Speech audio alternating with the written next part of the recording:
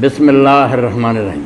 سورۃ الفاتحہ اور دعائے قنوت میں مذکور ساری دعائیں صیغہ جمع میں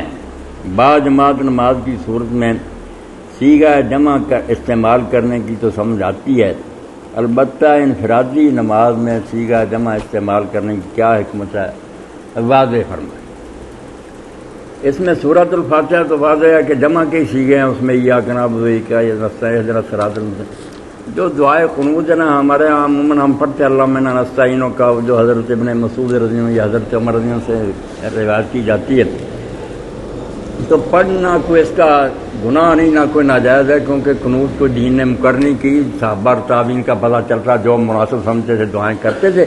مگر یہ جاننے کی بات ہے کہ یہ فجر میں جب انہوں نے پڑھائی ہے نا نماز، یا پڑھی ہے حضرت عمر رضی اللہ عنہ یا ابن مسعود، اس میں جب قنوت پڑھتے تھے نا قنوت نازلہ،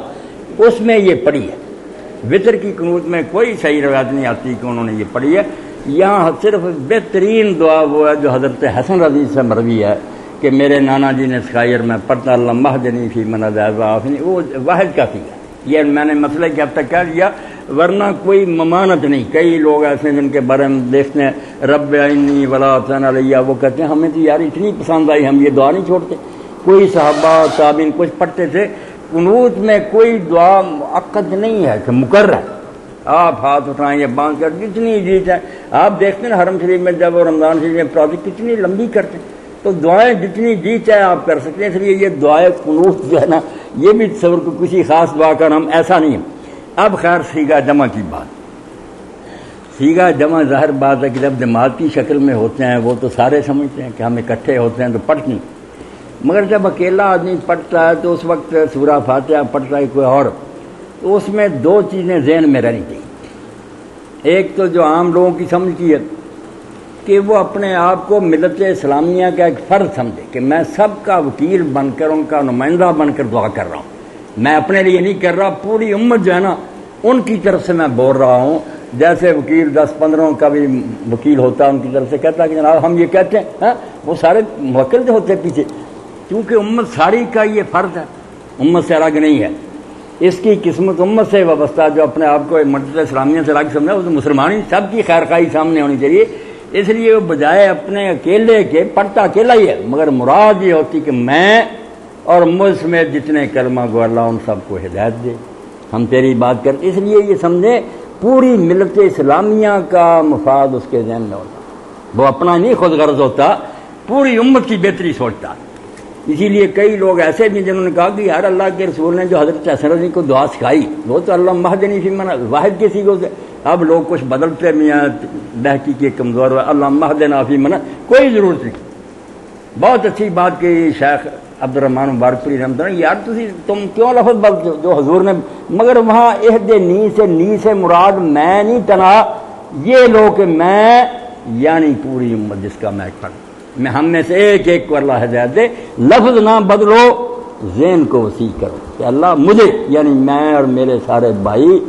ایک ایک کو اللہ ہدایت دے۔ بڑی پیاری بات ہے توحید کہ سنت کے الفاظ بھی محفوظ رہیں اور ذہن میں۔ اور دوسری بات جو شیخ اکبر نے کہی نا، یہ بہت باریک ہے، میں اور آپ ایسی نماز پڑھنے کی کوشش نہیں کرتے۔ کہتے ہیں جب تم نماز پڑھتے ہو تو امام کون ہوتا؟ اکیلے بھی پڑھتے، امام تو قلب ہے، دل امام ہے، وہ اگر نہیں پڑھ رہا اس میں خشوع نہیں تو یہ سارا فضول دھندا، جھکنا سیدھے ہونا یہ اعضاء و جوارح کی حرکات کچھ بھی نہیں۔ اگر امام حاضر نہیں، تیری نماز بے حضور، تیرا امام بے سرور، دل میں امام نہیں اس وقت حاضر، وہ نہیں توجہ کر رہا، کیا ہے نماز؟ تو نماز میں مقتدی ہیں اس کے سارے جوارح۔ بہت اونچی بات، اللہ مجھے آپ کس کا ذرا نصیب کر دے، میرے کان، میرے ہاتھ، میرے پاؤں، میرے سارے اس دل کے تابع،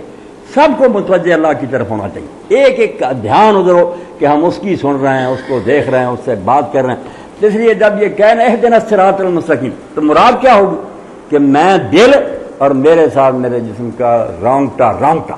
سب تیری بات کریں، ایسی پڑھے تو پھر ہم ایک ایک روئے میں اس کی طرف توجہ، اور بعد میں کہہ دینا الصراط المستقیم۔ ہم میری ایک ایک شے جو ہے نا، میرا دل، میری زبان، میری آنکھیں، میرے کان، ان سب کو اسی راہ پر رکھنا۔ وہ نماز میں تو دوسرے ہوتے ہیں نا، یہاں خود اپنے اعضاء اس کے ماموم اور مقتدی ہیں، ان کی ہدایت مانگ رہا کہ ان کو گمراہ نہ ہونے دے، اور آمین بھی وہی کہیں گے جب یہ کہے گا نا دل ختم کرے گا، بعد میں سارے عذاب پکار اٹھیں گے کہ آمین، جو دعا قلب تو نے کی ہے اللہ اس کو قبول کرے، ہم سب کو ایسا کرے۔ یہ فتوحات میں سارا بیان میں نے اشارہ کر دیا، اس لیے کسی حالت میں ہم پڑھیں نا، بات ذہن کیا کہ دل میں کیا ہے، دل اگر حاضر نہیں تو یہ سارے دندے بیکار ہیں۔ مولانا ادریس کاملوی رحمۃ اللہ علیہ نے جب شرح لکھی مشکوٰۃ شریف کی تاریخ السبیل تو خشوع فی الصلاۃ کے باب میں لکھنے نظم لکھی، اللہ پناہ دے ہم کہیں وہ نہ ہو جائے، صلاۃ اقیمت یعلم اللہ انا طاعۃ کالخطیۃ، کہتے ہیں جو نماز ہم پڑھ کر ہٹے ہیں، اللہ کی قسم اللہ جانتا ہے کہ یہ بظاہر طاعت نظر آتی کہ ہم نے نیکی کیا، یہ سارا گناہ ہے، ذرا بھی ہماری توجہ اللہ کی طرف نہیں تھی۔ تصلی صلاۃ بلا قلب میں مثلھا یصیر الفتیٰ مستعجبا، تو ایسی نماز پڑھتا ہے جس میں دل حاضر ہی نہیں ہوتا، جس سے ایک نوجوان اس قابل ہو جاتا ہے کہ اس کو سزا دی جائے، اللہ وہیں سزا دے دے کہ باتیں مجھ سے کر رہا دھیان دوسری طرف۔ ولا رد من ناداک للعین طرف للغیر طرف، کہتے ہیں تو اس سے اگر کوئی بات کر رہا ہو اور دیکھے دوسری طرف، ولا رد من ناداک للغیر طرف تمیزت من غیر اللہ، تو غصے سے اور ناراضگی سے پھٹ جائے کہ اس کی آنکھیں نکال دوں، میری یہ ضد کر، کہتے ہیں باتیں اللہ سے کرتے ہو جان، یہ نیک لوگوں کی نماز ہے۔ چاہیے نا ہم تھوڑا بہت اس کا بیان کرتے رہیں، سنتے رہیں، تاکہ کوشش سے جاری رہنا کہ بہتر سے بہتر کی طرف جائیں۔ تو یہ جمع کے سیگے جو نا اسی لیے کہ یا تو پوری ملت ذہن میں ہوتی ہے کہ میں سے مراد میں نہیں، ایک ایک مسلم مراد ہے، سب کو اللہ دے،